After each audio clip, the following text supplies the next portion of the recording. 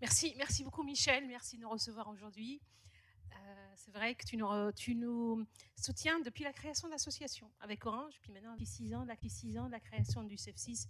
On essaye avec les actions de mentorat, de formation, les actions aussi d'intervention dans les collèges, dans les lycées. On a fait ça avec Cisco chez Aïssé-les-Moulineaux, avec des jeunes femmes. La sécurité est une filière méconnue et mal jugée surtout. C'est arrivé plusieurs fois où on me dit la filière, pourquoi faire la filière cyber? C'est le métier des hackers hommes. C'est tout faux. C'est pour ça qu'on a le livre qu'on a sorti en 2019, Je ne porte pas de suite à capuche, pourtant je travaille dans la cybersécurité, qui est avant tout un guide des métiers. Guide des métiers et des formations. C'est une étude à laquelle j'ai participé avec l'OPIEC en 2017, où on a recensé tous les métiers qu'il y a autour de la cyber. Aujourd'hui, ça a évolué encore et ça pourrait être intéressant de revoir cette étude, et notamment au niveau des formations, avec pas moins de 500 formations. Est-ce qu'on forme assez? On ne forme pas assez? Il faut former différemment. Donc il y a énormément de questions à se poser là-dessus. Le monde d'aujourd'hui est dangereux, qu'il s'agisse d'institutions, d'entreprises, d'hôpitaux. Comme l'a dit Monsieur le Président, nous sommes en guerre, et une cyberguerre non affichée. La mobilisation de toutes et tous est donc primordiale. Au même titre que les femmes qui se battent en Ukraine, en Iran, au Kurdistan, les femmes ont toute leur place aujourd'hui et demain en tant que cybercombattantes pour protéger l'État, l'entreprise et le particulier. L'actualité récente nous donne raison. L'attaque cyber de l'hôpital Corbeil-Essonnes et toutes les cyberattaques et ransomware de plusieurs mairies aujourd'hui. Tout le monde est vulnérable à ces attaques et nul n'est à l'abri. L'actualité récente nous a appris aussi que cela n'arrive pas qu'aux autres.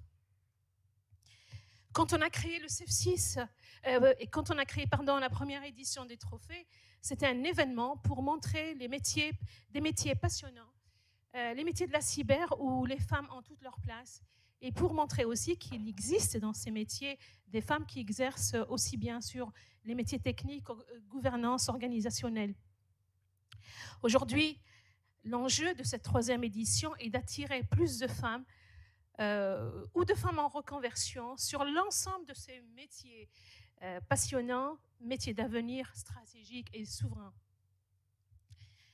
D'ailleurs, cette année, nous avons ajouté la catégorie Femmes Cyber Espoir pour attirer les jeunes, plus de jeunes femmes vers ces métiers de demain.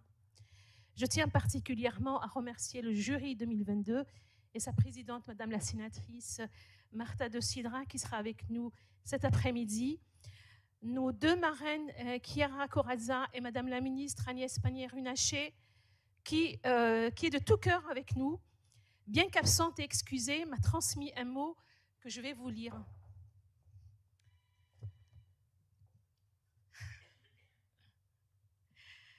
Bonjour à toutes et bonjour à tous.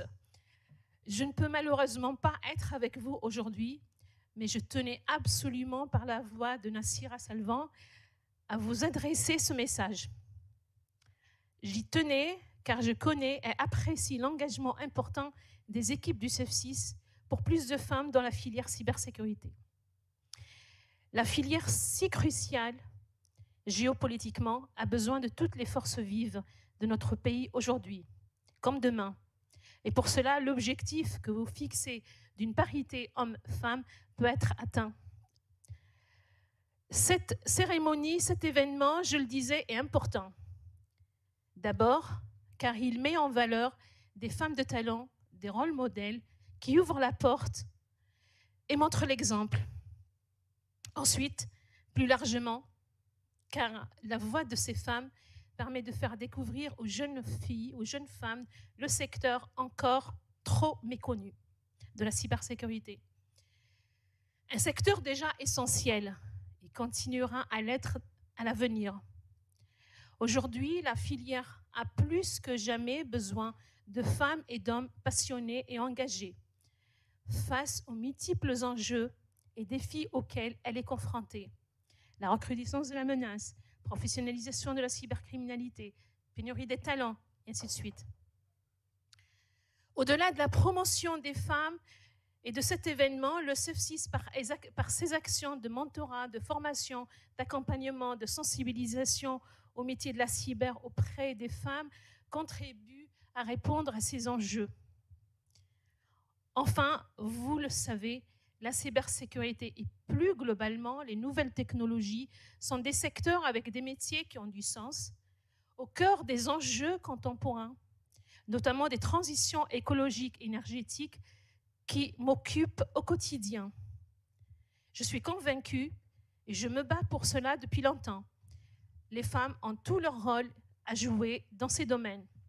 Et le travail d'acteurs comme le CEF6 est essentiel pour y parvenir. Je ne serai pas plus longue, mais je ne peux terminer ce message sans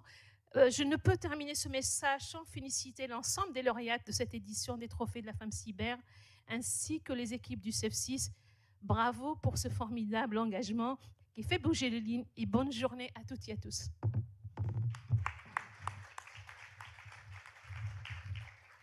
Bon, ben, je vais terminer par remercier enfin mesdames les parlementaires ici présents, tous nos partenaires qui soutiennent nos actions et l'équipe du CEF6. J'aurai l'occasion de revenir là-dessus. Maintenant, je vous souhaite une excellente journée avec des sujets très, très intéressants, très passionnants.